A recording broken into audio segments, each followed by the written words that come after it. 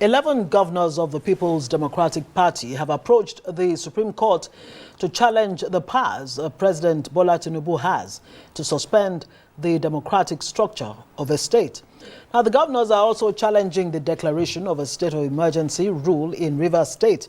The states whose governors have filed the suit are Adamawa, Enugu, Osun, Oyo, Bauchi, and Akwa Ibom.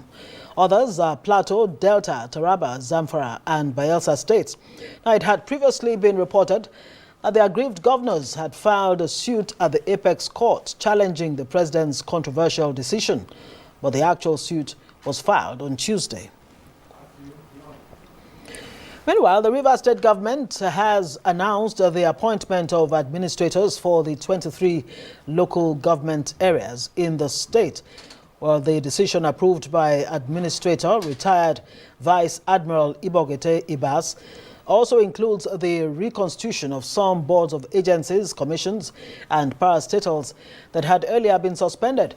The Civil Service Commission consists of 5 members, including its chairman, Livinus Bariki, while the Local Government Service Commission has 7 members, with Israel Ahmadi as chairman. Now, this development comes as after a court scheduled April 14 to hear a suit seeking to stop the appointment. Now, let's bring in lawyer and Arise analyst Frank Tietie. Good to have you on Newsnight tonight. So, the sole administrator has gone ahead to appoint 23 other sole administrators at the local government level in spite of a court order, 24 hours before the court order actually came. Is there any law that empowers a sole administrator of a state to go ahead within the circumstances, to pick, make this appointments? Illegality begets illegality until there is a correction by the person who has the power to do it, in this case the president. The concept of a sole administrator is strange and unknown to Nigerian constitution, and it's important that we remind the brilliant and exceptional advisors of our president that these things must go according to law. Section 1 of the Nigerian Constitution says that no part of the federation, the whole federation, and no part of it, no person can take over the federation or any part of it, except in accordance with the provisions of the Constitution. So, as we speak, Rivers State has been taken over by a sole administrator that is unknown to law.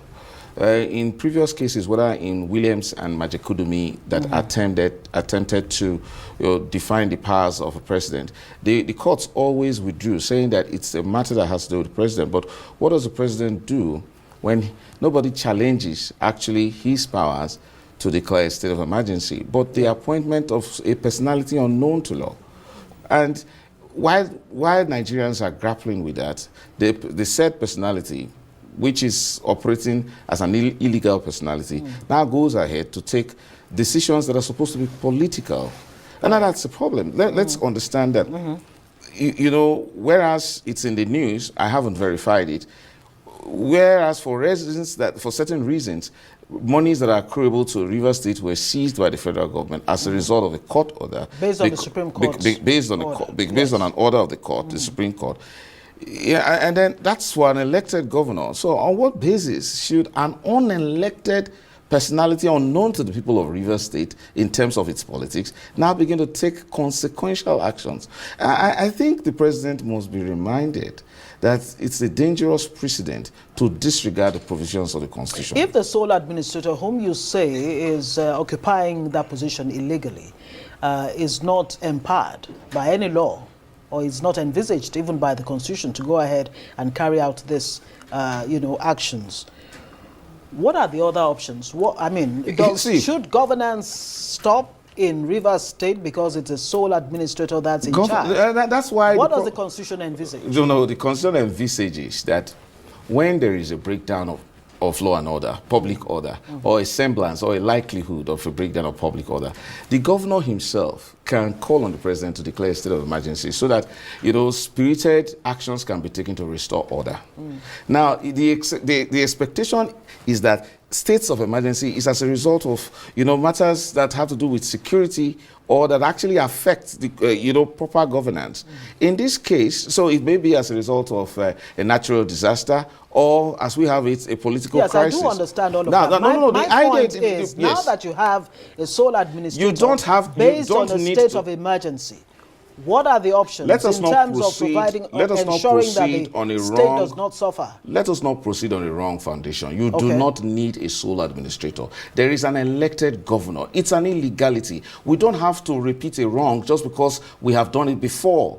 This morning, the headline on Daily Trust is that is Governor Zulum acknowledging that Boko Haram is gaining grounds in Borno State. Yes. The Shehu of Borno said Boko Haram is now in control of 3 local government areas. If the president were to declare a state of emergency there, it is because he wants to restore order, not to suspend the president.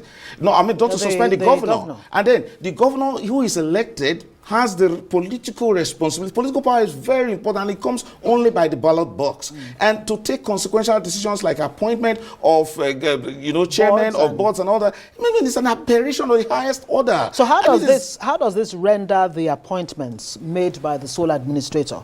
He has 6 months to go. The sole administrator is on a mission of confusion to exacerbate the troubling situation in Rivers State. And the president knows it now. And the sole administrator thinks like a military man. I mean, there was really nothing that stopped the president for asking to ask the chief of defense staff to move his men there to restore order. And then one can understand, because chief of defense staff or any of the service chiefs, they have constitutional authority. But for goodness sake, a civilian from another state, I mean, from nowhere, and this is the appointment as sole administrator, and then he begins to take political decisions, further annoying the people, creating the crisis in Rivers State. Now, these appointments now and other decisions taken by the sole administrator, including, of course, the disbursement of funds, people are asking, are we sure that Fubara will come back after the 6-month tenure of this sole Fubara administrator? is still... If that's not, what happens then? Oh, no. I think we shouldn't be unnecessarily preemptive. And let's take it as a matter of fact. Fubara is the governor of Rivers State. The president is on a pathway of disregard, but there are reports that his photographs have been taken away from, I mean, vital... So this, and I want us to face this. President Tinubu must agree and understand that he has the same powers of an executive president, just like the governor, because these powers are derivable from the, from the Constitution. If the Constitution says, do not take over or govern any part of this federation except according to the provisions of the Constitution, Mr. President, would you want your powers also to be limited in any way with your regards to your powers to govern this federation?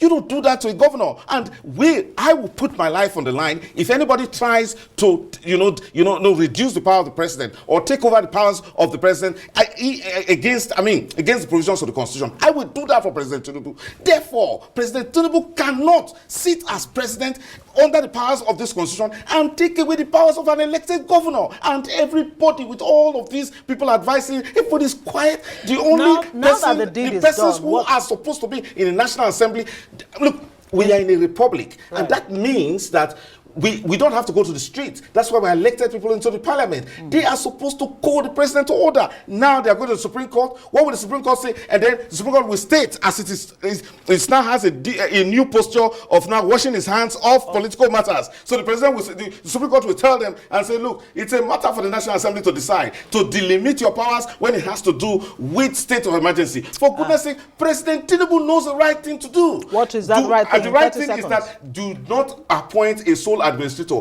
It is unknown. It's an aberration. Sack him today. Restore the governor to his place. Tell the chief of defense staff to take necessary measures and restore whatever peace you want in Rivers State. The same thing you need to do in Borno State and the rest of this country that is seriously on the tenterhooks and teetering on terrible insecurity. We have an existential problem, and you don't exacerbate it by disregarding openly the provisions of the Constitution. President Tinubu was told the right path, and it's the path according to law. We have to leave it there. Frank Tietie, lawyer, Arise News analyst. Thank you very much for joining us.